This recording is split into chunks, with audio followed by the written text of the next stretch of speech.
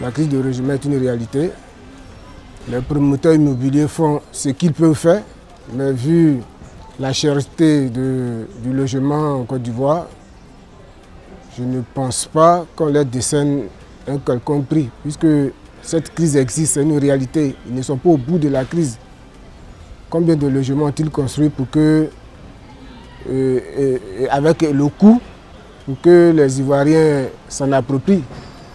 Si cette crise, ils avaient réussi à la résorber, leur décerner un prix, c'était une bonne chose, mais ce n'est pas le cas.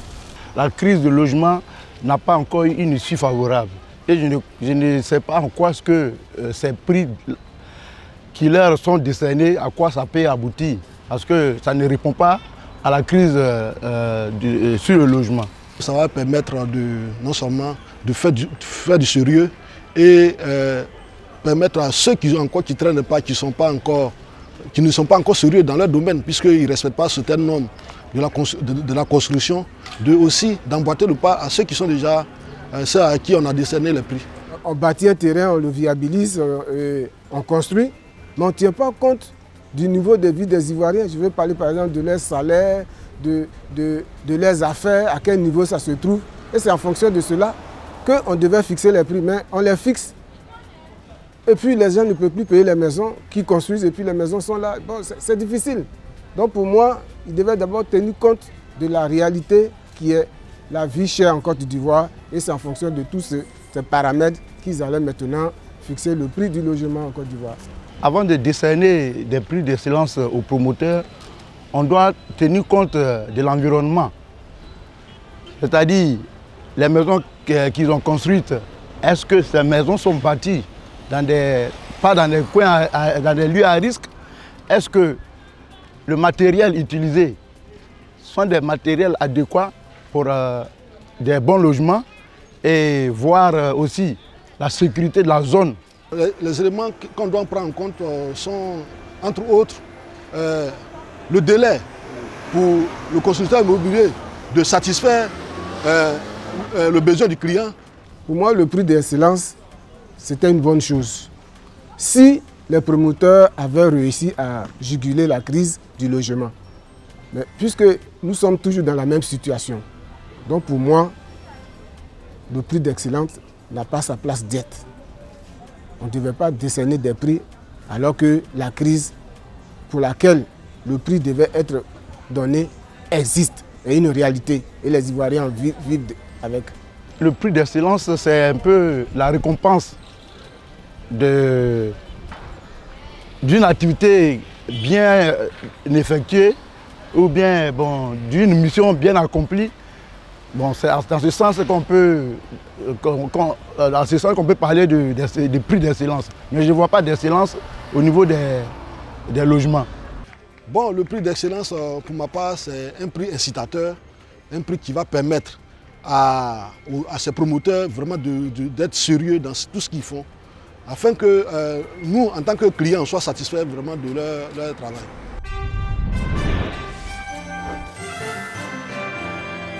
Dès son accession à l'indépendance, la Côte d'Ivoire a opté d'intégrer la qualité, la compétition et l'excellence dans ses choix de développement en organisant une saine émulation dans la population et décerner des récompenses à des hommes et des femmes afin d'encourager des talents, de valoriser des efforts de travailleurs ou des élèves de modèles. Dans de nombreux domaines tels que la construction, la culture, l'industrie, l'artisanat ou le tourisme, des prix sectoriels ont été institués et ont permis d'identifier et de valoriser des créateurs talentueux.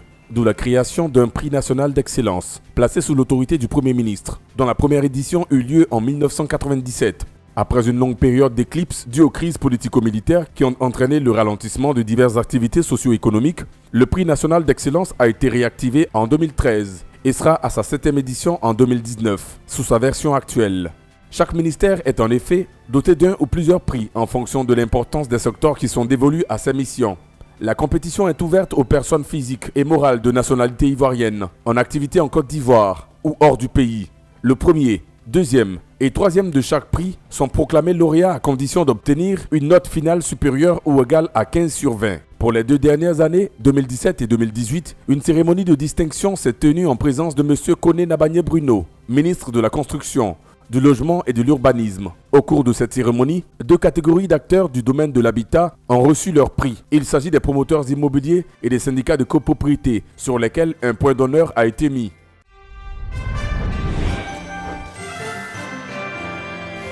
Le prix d'excellence est une réalité.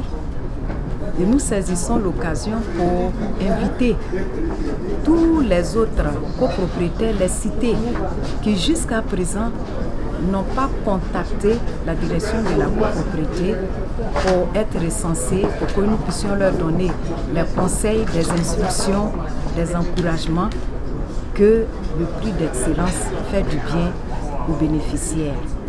Et donc, vous voyez, cette cérémonie est la preuve palpable.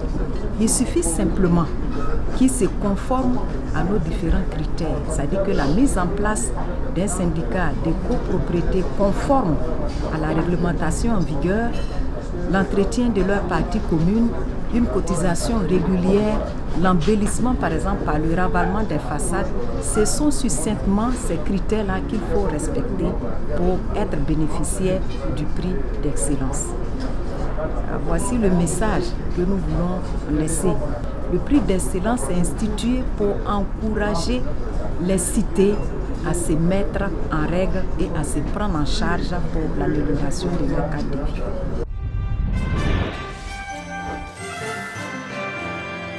Secteur en plein essor, bien vrai que les offres restent inférieures aux demandes, l'immobilier en Côte d'Ivoire mérite qu'on lui apporte un soutien remarqué à tous ces promoteurs immobiliers, particulièrement ceux qui ont accepté de s'engager sur le programme présidentiel de construction des logements sociaux et économiques.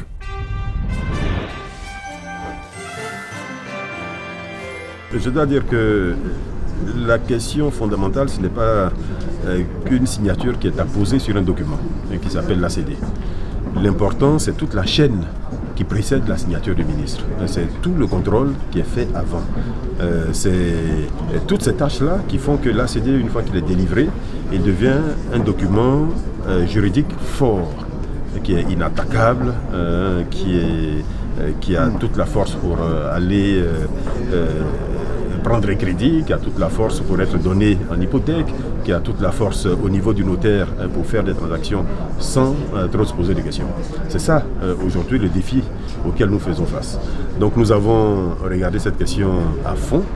Nous avons aujourd'hui un process qui est relativement bien avancé de simplification, de modernisation, de sécurisation de la chaîne de délivrance de l'ACD. Mais dans l'intervalle, nous avons quand même commencé à signer. Puisqu'aujourd'hui, j'ai pas le dernier décompte, mais je pense qu'on ne doit pas être loin de 1500 ACD signés. J'en signe aujourd'hui entre 50 et 100 tous les jours pratiquement. Donc c'est beaucoup de boulot, mais en même temps, nous savons l'attente forte des populations par rapport à ce document. C'est peut-être le lieu aussi d'inviter tous ceux qui veulent acquérir une parcelle à faire toute la démarche, à s'informer auprès de nos services pour savoir quelles sont les étapes de cette démarche et à faire toute la démarche jusqu'à l'obtention de l'ACD. C'est ce document, cet arrêté, qui consolide leurs droits, qui confirme leur droit de propriété sur une parcelle. Parce que beaucoup ont des documents intermédiaires, s'en prévalent, mais malheureusement ces documents intermédiaires peuvent s'avérer faibles à un moment donné par rapport à certaines transactions qu'ils souhaiteraient faire.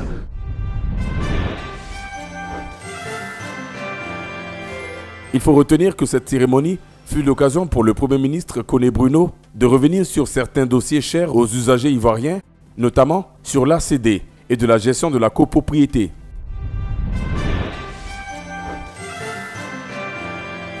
Pour ce qui est de la copropriété, c'est une culture nouvelle. Une culture nouvelle a besoin qu'on fasse beaucoup de pédagogie, qu'on fasse beaucoup de communication.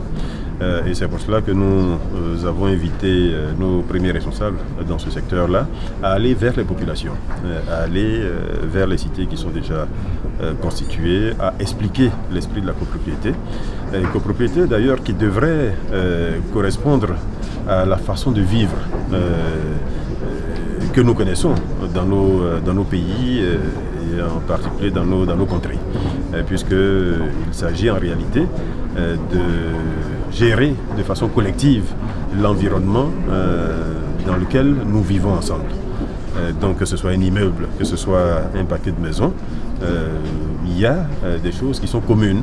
Il y a des rues que nous arpentons ensemble.